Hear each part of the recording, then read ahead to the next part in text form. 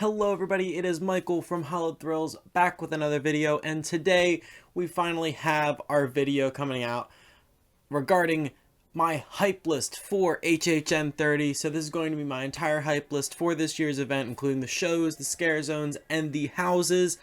And this is just going to be what I'm most excited for. It's not what I think is going to be the best at the event, it's just what I'm looking forward to seeing. So it might be a little bit different than what you are most excited for. But anyways, before we get into the video, please make sure that you're subscribed and have the bell notification turned on to get notified whenever I post a video. And also while you're at it, go and check out my Instagram and my Twitter, as I post a whole bunch of news and stuff about other haunts and everything over there. And eventually I get to a video for it over here, but it definitely gets posted over there first. But now let's head into this year's hype list.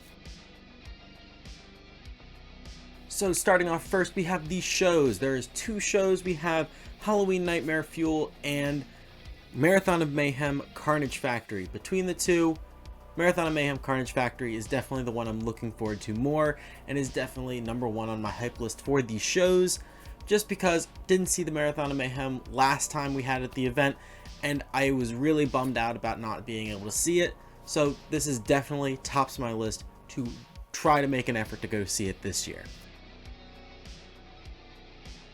Now, as far as the scare zones, we have 5 scare zones. I will start off with number 5. Number 5 is going to be 30 Years, 30 Fears. The only reason I'm putting it number 5 is just because it's that first scare zone when you first get in the park. So normally that's more of like a photo op scare zone. So I'm not really too keen on it, which is normally why those type of scare zones rank at the bottom of my lists. Now moving on to number 4, we have Crypt TV. I would like to put Crypt TV higher just because I'm starting to get more and more into the actual monster universe that they have there, because I've started to watch some of the shows like the Mordillo, the Birch, Milk and Cookies, and I've loved all of them. And I'm really looking forward to see what they do with this zone, but it does look like it's going to be a pretty crowded zone, so hopefully that doesn't ruin the experience of the zone. Now number 3, I definitely wish I could put this one higher, but all of these zones this year are so, like, it's such a strong lineup for these zones, so I'm gonna have to put Lights Camera Haction Eddie's Revenge at number 3. Only reason it's at number 3, other than the other two just being better than it in my opinion, are the fact that this is going to be more of a best of scare zone mixed in with Eddie. Kind of killed it for me. But number 2, I have Gorewood Forest. I would, like I said, for all of these, would like to put it higher, but for Gorewood Forest, the only reason I can't put it higher is because as a newer person to the event who's only been going for now being my 4th year, I don't know a lot about the Terror Queen storyline. Absolutely love what I do know about it, and love the character, and just love the whole, like, vibe that she brings to the event. And I cannot wait to see the different, like, sacrifice shows and all the different characters that I have never seen at an event.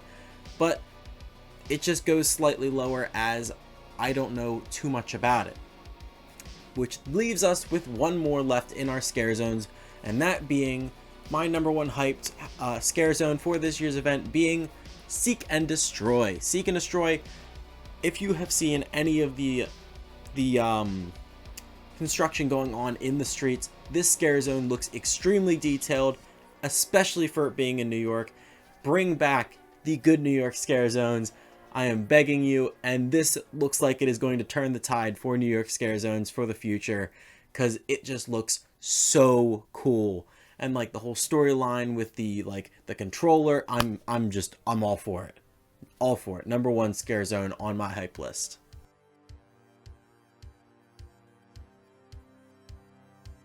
Alright, and last but not least, we have my hype list for the houses. The 10 houses that are going to be at the event this year, from different IPs and originals. We have 4 IPs this year, 6 originals, so it is an original heavy lineup for the first time in forever. Starting off with number 10, I'm going to get a lot of hate for this just because it's one of the bigger IPs for this year. but I'm just not a big fan of it. If you've watched the channel since the beginning of the speculation maps for this year, Was never a fan of this property, tried to watch it, couldn't get into it. So number 10 is Haunting of Hill House. That's all I can say about it. Just not a big fan of the property, so not gonna go too high on my hype list. But I am excited to see the facade and all the different ghosts that are supposed to be in the house, because I have looked into that at least a bit, just so I know what's going on in the house. But still at the bottom of my hype list. But number 9, my favorite house from HHN Light, has now slowly dropped down my entire hype list just because the hype has started to die for it, and the fact that it got bunched up with a whole bunch of other announcements for the originals kind of killed it for me. That being Revenge of the Tooth Fairy. I'm really excited to see what they add to the house this year compared to last year. Maybe we can finally see that full like main Tooth Fairy character, which has been missing. I'm telling you, I think that's it. That character right there on this shirt, I think that is the Tooth Fairy. Don't quote me on it though, that's just what I think. Moving on to number 8 and number 7, as these are kind of like, they go hand in hand. I'm not really sure which one I like more, but as for this, I put number 8 being Beetlejuice and number 7 being Bride of Frankenstein Lives.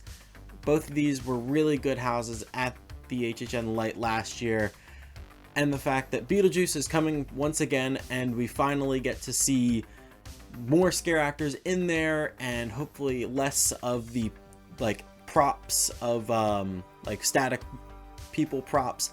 Hopefully the actors replace those props and we get to see a lot more scares, a lot more in your face, a lot more fun. I'm super excited to see what ends up going on with that house. And then as far as Bride of Frankenstein Lives, that trailer just launched this to the moon as far as hype goes for me. So I'm really excited to be able to see it again. But now we are at number 6. Number 6, people might think my number 6 is a little bit too high for this list, as there's a bunch of other houses that are on this list that are probably going to be a lot better. But for me personally, I'm more hyped for this house than the ones that I mentioned previously. This one being Texas Chainsaw Massacre. Yes, the classic slasher is number 6 on my hype list, just because I didn't get to see him at HHN26, so it's going to be my first time being able to see Leatherface at a Halloween Horror Nights event. So that has me through the moon and ready to get some chainsaws up in my face. Now we are at number 5, and number 5 is finally going to stop the run of where this house is going to go. I really wish I could put this house higher, just because I think it's going to be one of the best houses at the event. Just the theming of it, the actors that I know are going to be in it. Shout out to Avion. If you know Avion, you definitely know what house this is going to be now. So number 5, I have Puppet Theater Captive Audience. Just marionettes, puppets, mannequins. Absolutely terrifying. If they like kind of like you like look at them and then they move just slightly as like when you look away. Oh, terrifying. And this looks like a really gory house too, so double thumbs up in my book. Moving on to number 4. Number 4 is going to be Scary Horrors in the Heartland. Now the reason that Scary ends up at number 4 for my list, I debated between 3 and 4 for this one, but the reason it ends up at number 4 is just because a lot of the houses that are in this house I don't know about. Like, I didn't see them. The only one that I did see that's supposedly going to be in this is Hive, and I did not like Hive. Hive was one of my least favorite houses from 27 when I went. So, but I'm interested to see the other houses from previous years that I didn't get to go through originally in this house. But now moving on to number 3. Number 3, I've made some assumptions of what the story is going to be, but I really hope that it ends up coming true, because I think this one is going to knock it out of the park. This is going to be, at number 3, Case Files Unearthed Legendary Truth. Boris Schuster gonna finally be able to see the man in person. He's gonna be awesome. I'm feeling like it's gonna be like a noir, detective New York, backstreets of New York style vibe house. It looks like it's gonna have like a lot of like mythical creatures and stuff in it, like Cthulhu, a Yeti, a Banshee.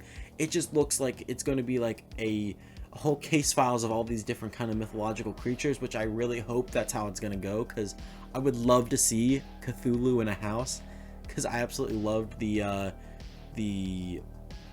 Cthulhu like section of Slaughter Cinema.